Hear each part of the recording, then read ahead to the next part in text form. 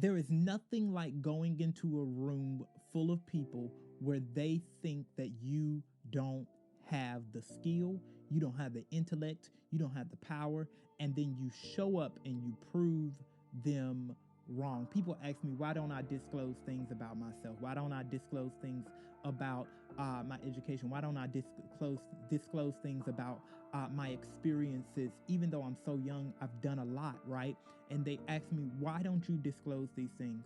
And it's because I'm not moving in secrecy. I'm just moving in privacy.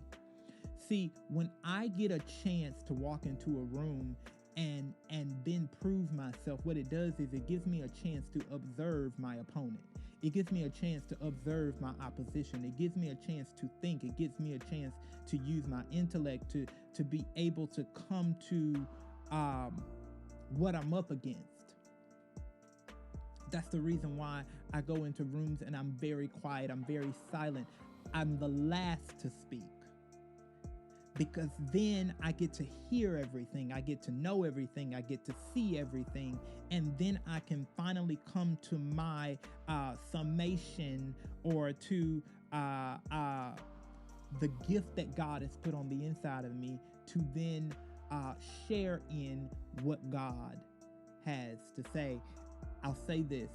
David literally was underestimated. They didn't know that he had been fighting. They just thought he was a field worker. They just thought that he was just herding the sheep. They just thought that he was just in the field. But no, David had been fighting, as they say, lions and tigers and bears. And now you throw him in with Goliath. You put him up against a giant that you didn't even think he could defeat.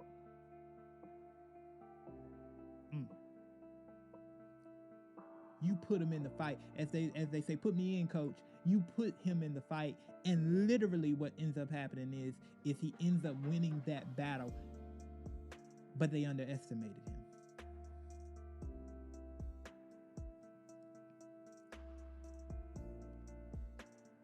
And so my goal in life is to be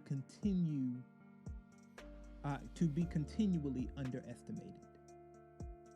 Because as long as I'm underestimated, they don't know what they up against.